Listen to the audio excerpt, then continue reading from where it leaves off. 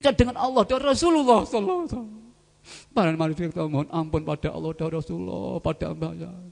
Ya ayyuhal salamullah alaika rabbini wangzur ilayya sayyidi binar silatil fatratil ya sayyidi ya ayyuhal ya sayyidi ya sayyidi ya ayyuhal. Para hadirin, mari kita mengadu pada Allah yang Maha Agung, Maha Murah, Maha Tinggi, Maha Luman, Maha Pemberi. Kita merasa lumpuh, masa hati kita lumpuh, tangan hati, jiwa tangan hati kita, kaki hati kita lumpuh. Mari kita mohon dituntun oleh Allah, oleh Rasulullah sallallahu alaihi wasallam. Ya syafi'al al-habiballahi salatu dhullat batullat bilati fi baldati udbiyati ya sayyidi ya Rasulullah ya sayyidi ya Rasulullah ya sayyidi ya Rabbana Allahumma salli sallim ala Muhammadin sallallahu wal ali jalana mamrin bil wahidiyatil rabbil ya Rabbana ufir ya sirih tawatina qarib al-bainana. Al-Fatihah. Para hadirin, kembali pada pengajian. Jadi di sini segala yang ada itu gelap kok tampak ada, karena al-haq menampakkan di dalam yang ada tadi. Semua itu tidak ada ibarat dep yang menyala walaupun sekecil 1 watt pun. Mengapa dapat menyala? Karena pembangkit telah bergerak. Pembangkit telah meliputi yang ada, yang kena saluran, maka tidak ada sebiji atom pun dari dep yang mekan, walaupun se 0, berapa persen pun kok menyala. Ini sama sekali tidak punya daya, hanya satu, yaitu pembangkit yang ada pada kehidupan ini. Betapapun kudratnya manusia, sebiji atom kecilnya, itu sesungguhnya bukan kudrat manusia para hadirin, tapi Allah sesungguhnya yang bergerak hidup dalam yang ada ini. Setelah pengajian di sini, sesuatu itu semua gelap kok nampak ada, karena al-haq menampakkan diri dalam yang ada itu tadi.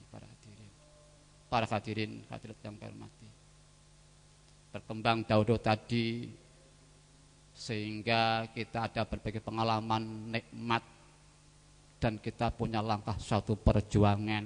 Maka di sini diperingatkan oleh beliau, Allah tidak akan merubah nikmat suatu kaum yang telah dilimpah ruahkan dalam hati manusia selama si kaum itu sendiri telah tidak merubah syukurnya terhadap nikmat yang dia terima tadi. Mungkin kita juga mengomentari suatu pemahaman dalam hidup masyarakat secara umum. Allah tidak akan merubah nasib suatu kaum selama si kaum itu tidak merubah nasibnya sendiri. Maka Rasulullah SAW melopori dengan jiwa jihad, jihadun nafsi. Karena dalam kehidupan ini nafsu merupakan suatu kondisi yang menggerakkan manusia lebih cepat, yang pada dasarnya dibantu oleh alam lingkungan, teman itu cenderung merugikan pada manusia, yaitu nafsu malas, nafsu senang yang hancur, yang hina, senang yang selain kebaikan. Itulah suatu nafas daripada nafsu. Bahkan nafsu cenderung dia telah merebut pakaian-pakaian Tuhan, yaitu takabur dan keagungan. Kalau enggak sah ada sadawu al-kibriya uzari wal azamatu ridai. Man nazani wahidan minhuma fa'alqaitu finnar. Bahwa keagungan kebesaran adalah bagian-bagian Tuhan. Wal azamatu ridai, dan keagungan adalah serban Tuhan. Barang siapa yang telah berani mengambil satu di antara dua, maka aku lempar mereka ke neraka. Ini satuan para hadirin. Maka terjadi betapapun ketinggian, kedudukan dan masa baktinya yang selama itu iblis tidak yang lebih kedudukan di sisi Allah, kepalanya para muqarrabin, para hadirin. Kalau surga bisa nikmat lezat, yaitu dicampur dengan tasnim, aina yasrabu bihal muqarrabun. Mengapa surga bisa nikmat? Karena dicampur tasnim, yaitu tasnim ini sebagian inuman daripada muqarrabin. Logikanya, jikalau nikmat surga tidak dicampur jantu berupa tasnim, maka surga tidak lezat. Ini dicampur sebagian daripada minumannya para muqarrabin. Iblis itu kepalanya para muqarrabin, para hadirin. Masa baktinya di atas umur kita, kebanyakan manusia mungkin 100 tahun ada, para hadirin. Karena dia berani mengambil bagian Tuhan, takabur, maka hancur lebur iblis, para hadirin. Apalagi kita manusia yang zalim kafir lebih-lebih, para hadirin.